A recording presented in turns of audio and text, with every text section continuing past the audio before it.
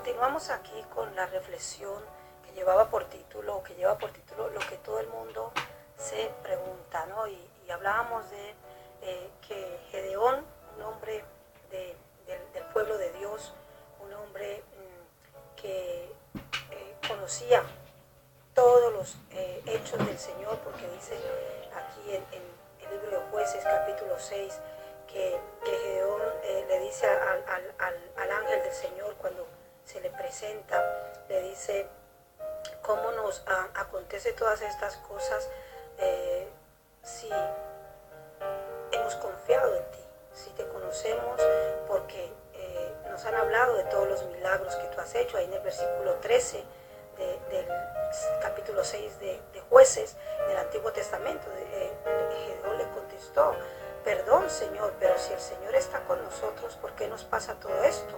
¿Dónde están todos los milagros de los que nos han hablado nuestros antepasados? Cuando decían que el Señor los había sacado de Egipto. O sea, Gedeón, el pueblo de Israel, porque si nos acordamos, cuando Josué murió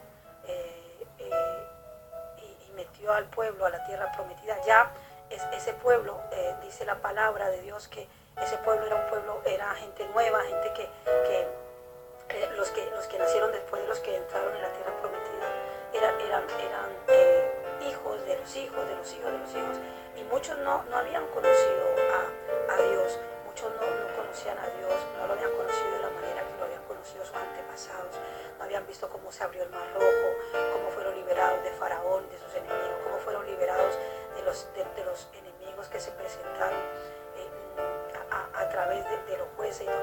Pero Gedeón dice, nos hablaron de esos milagros que Dios hizo nuestros antepasados, o sea, que conocían a Dios en el sentido de que se les había contado lo que Dios había hecho con el pueblo de Dios desde que salieron de Egipto, ¿no? Y entonces ellos conocían a ese Dios de lo que le habían hablado, pero Gedeón no entendía por qué, si ellos conocían a ese Dios, si ese Dios había hecho tantas cosas, ¿por qué les estaba aconteciendo todo esto con los madianitas? Cómo estaban siendo robados, cómo estaban siendo tratados y cómo estaban cayendo en esa miseria, y cómo estaban siendo acosados a tal punto de vivir escondidos y no poder hacer las cosas libremente, porque los madianitas venían y robaban todo y asaltaban todo y destruían todo, ¿no? Entonces vemos cómo este hombre se hace esa pregunta, o sea, que no es raro que tú te la hagas, que no es raro que el mundo incrédulo se la haga, porque es verdad, uno dice, si Dios está con nosotros o por nosotros, ¿por qué pasa estas cosas, ¿no? Entonces vemos que a Israel estaba pasando esto porque Israel había hecho lo malo delante de Dios. En el mundo natural, en el mundo de hoy, vemos que acontecen muchas cosas, catástrofes, por causa también del pecado, porque como os decía, están llamando a lo malo bueno y a lo bueno malo, están creyendo que el pecado es bueno delante de Dios y que a Dios le agrada, y no. Entonces por eso vienen los juicios de Dios, por eso viene la ira de Dios, y por eso vienen los tsunamis, vienen los incendios, vienen muchas cosas, porque Dios manifiesta su desacuerdo y manifiesta de que para nada lo que el hombre hace le es agradable cuando es pecado, ¿no?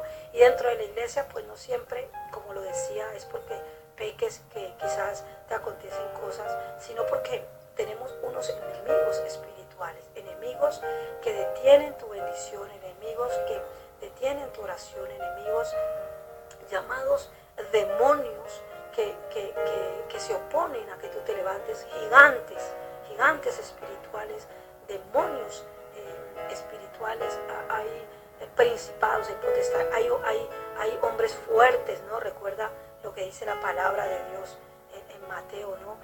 Mateo 3:27 dice que si no se ata al hombre fuerte, no se podrá entrar a su casa y saquear su casa y arrebatarle todo lo que nos ha robado, porque recordemos que todo lo que el diablo tiene nos ha sido robado, todo lo que el diablo tiene nos ha sido robado. Entonces arrebatárselo en el nombre de Jesús.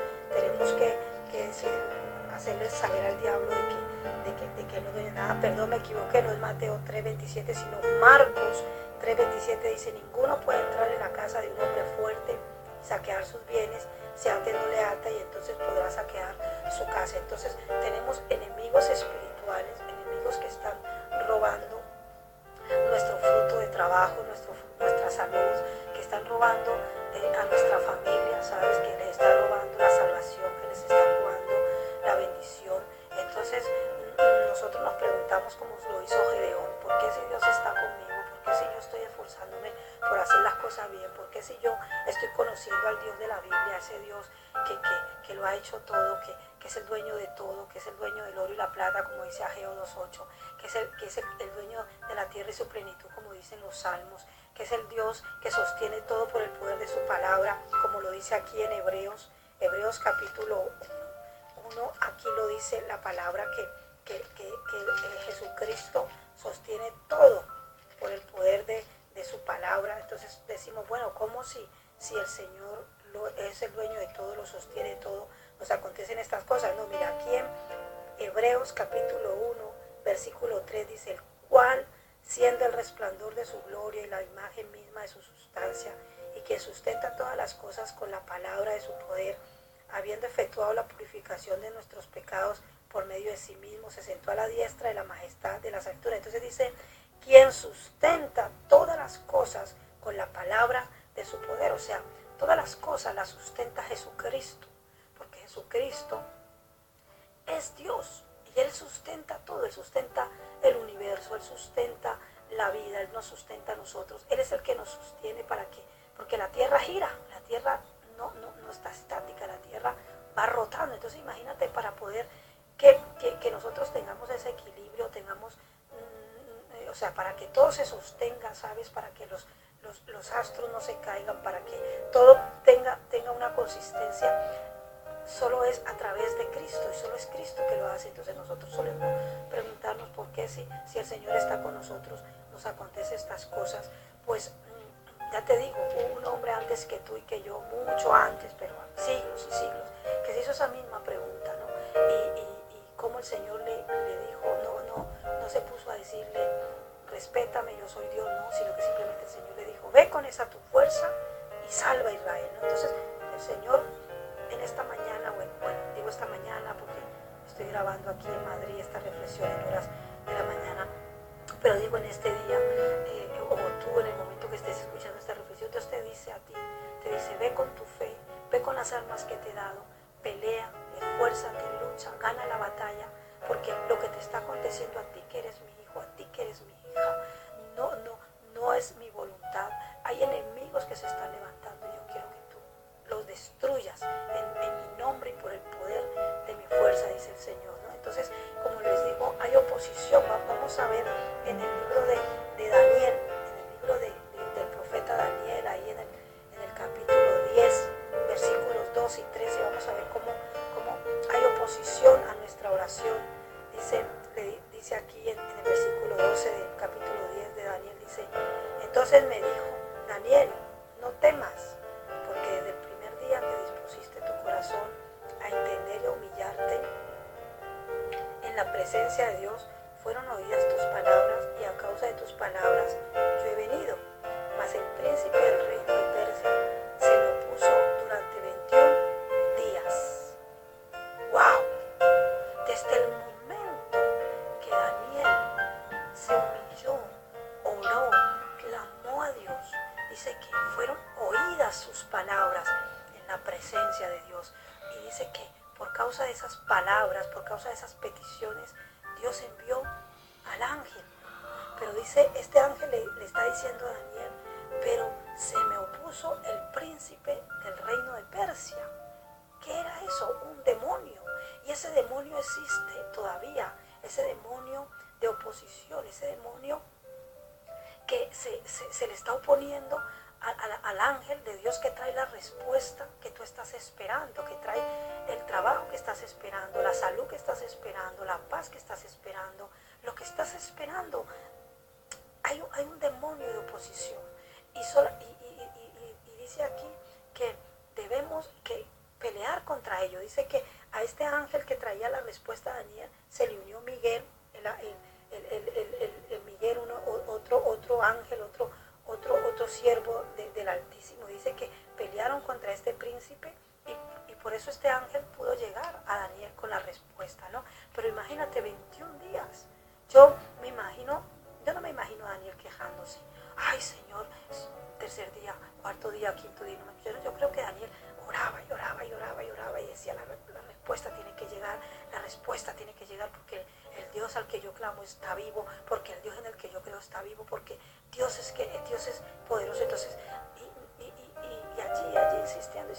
Y a los 21 días llegó la respuesta. ¿Cuánto has orado tú por tu petición? Quizás un día, quizás 2, quizás 3, quizás 5. Y ya te has cansado, pues déjame decirte, sigue insistiendo, porque hay una lucha que ganar, hay una batalla que ganar, hay principados, hay potestades que vencer.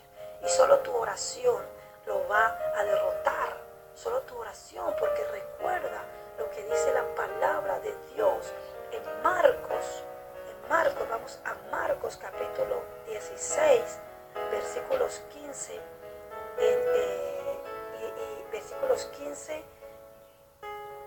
versículos 17 al 18 de Marcos 16, dice, y estas señales seguirán a los que creen.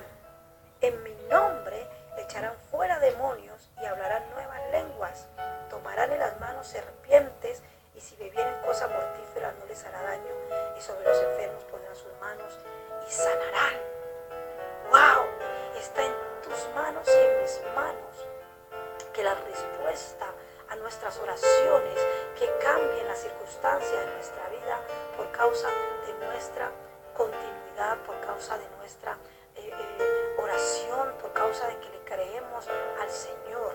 El Señor no le dijo, mira, Gedeón, es que lo siento, pero este pueblo ha pecado y no lo voy a ayudar, o no, Gedeón, cállate. No, el Señor le dijo, ve con esa tu fuerza y salvarás a Israel porque yo estoy contigo. Entonces el Señor lo que nos dice en su palabra es, yo te he dado una autoridad.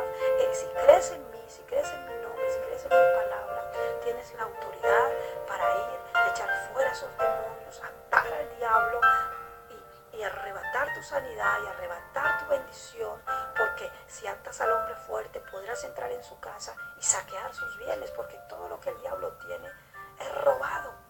Recuerda que él se lo robó a Adán y a Eva con la mentira, pero vino Jesucristo y le arrebató al diablo todo lo que nos había robado y nos lo ha restaurado. Entonces nosotros tenemos esa vida abundante, esa bendición abundante de parte de Dios. Solamente que tenemos que levantarnos y pelear y no solo preguntarnos lo que todo el mundo se pregunta, si Dios está conmigo, ¿por qué me pasa esto? Sino que debemos levantarnos y tomarlo en el nombre de nuestro Señor Jesucristo. Y recordemos en Daniel, hay oposición, amado, amada que me escuchas, hay oposición, hermano y hermana que me escuchas, y tienes que pelear. No desmayes hasta que no veas la respuesta, hasta que no recibas la respuesta.